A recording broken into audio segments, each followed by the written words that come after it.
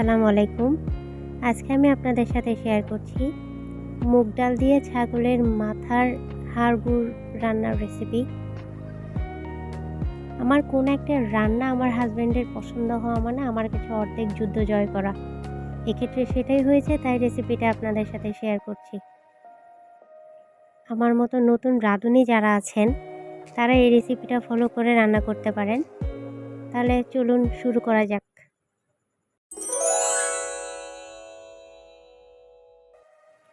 একটা ছাগলের মাথা রান্না করার জন্য এখানে আমি নিয়েছি আধা কেজি পরিমাণ মুগ ডাল। মুগ ডালগুলোকে আমি সুন্দর একটা অ্যারোমা বের হওয়া পর্যন্ত ভেজে নেব।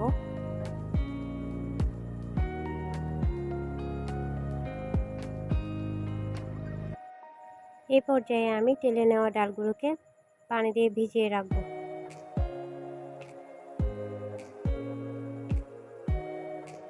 এখানে আমি ছাগলের মাথার হাড়গুলো ভালো মতো পরিষ্কার করে 1 চা চামচ আদা বাটা, 1 চা চামচ রসুন বাটা, সামান্য হলুদ আর পরিমাণ মতো লবণ দিয়ে প্রেসার কুকারে দিয়ে 4টা সিটি দিয়ে নিয়েছিলাম, যেন মোটামুটি সিদ্ধ হয়ে যায়, যেন আমার রান্নাটা করতে ইজি হয়, তাড়াতাড়ি যেন সিদ্ধ হয়ে যায়।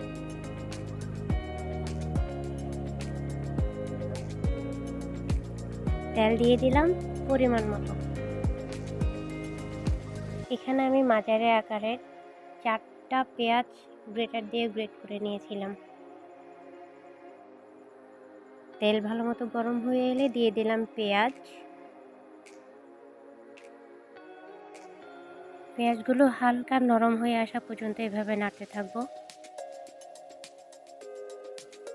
এই পর্যায়ে দিয়ে দিব 1 চা চামচ পরিমাণ আদা, 1 চা চামচ পরিমাণ রসুন। আমি আগে যেহেতু আদা এবং রসুন ব্যবহার করেছি হাড়গুড়গুলো সিদ্ধ করার বেলায়, তাই আমি এখানে 1 চা চামচ পরিমাণে দিব এবং পরিমাণ মতো লবণ দিয়ে দিয়েছি, যেটার কোনো ক্লিপ নেওয়া হয়নি, আপনারা লবণটাও দিয়ে দিবেন।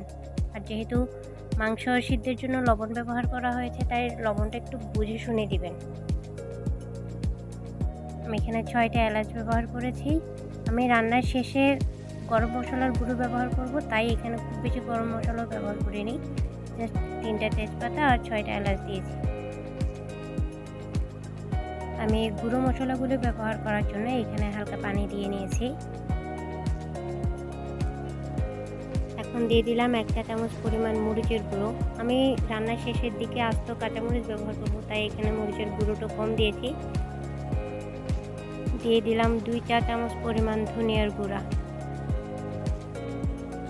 1 চা চামচ পরিমাণ হলুদের গুঁড়া। আগে যেহেতু হলুদটা ব্যবহার করেছিলাম তাই একটু কম দিয়েছি।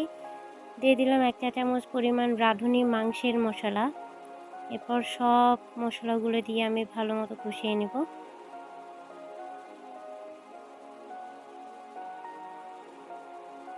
এই পর্যায়ে দিয়ে দিলাম আমি সিদ্ধ করে রাখা মাংসের হাড়গুড়গুলো।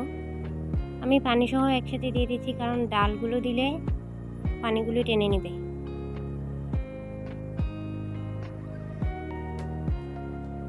মুগ ডালগুলো ধুয়ে পানি ঝরিয়ে রেখেছিলাম, এখন মুগ ডালগুলো রান্নায় দিয়ে দিব।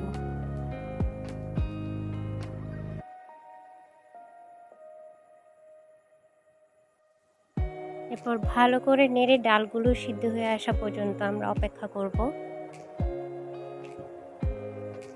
এ পর্যায়ে ডালটা অনেকটা সিদ্ধ হয়ে এসছে এবং পানিটাও অনেকটা শুকিয়ে গেছে। এভাবে ডালটাকে একটু ঘন ঘন নেড়ে দিতে হবে, যেন নিচে লেগে না যায়। এখন আমি দিয়ে দিব পর্যাপ্ত পরিমাণে গরম পানি। গরম পানি ব্যবহার করেছি এখানে। পানিটা একটু বেশি দিয়েছি, কারণ ডালের মধ্যে পানিটা টেনে নেয়। অনেক সময় একটু কম পানি দিলে বেশি শুকিয়ে যায়, তাই। এই পর্যায়ে আমি লবণটা চেখে নেব এবং দিয়ে দিব একটু লবণ। 8টা কাঁচামরিচ নিয়েছি আমি, দিয়ে দিলাম 8টা কাঁচামরিচ। তারপর দিয়ে দিব এখানে রাঁধুনি গরম মশলার গুঁড়া, প্রায় আধা চা চামচের মতো।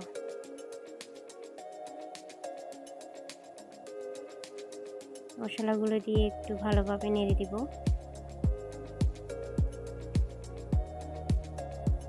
মুগ ডালটা মোটামুটি সিদ্ধ হয়েই গেছে।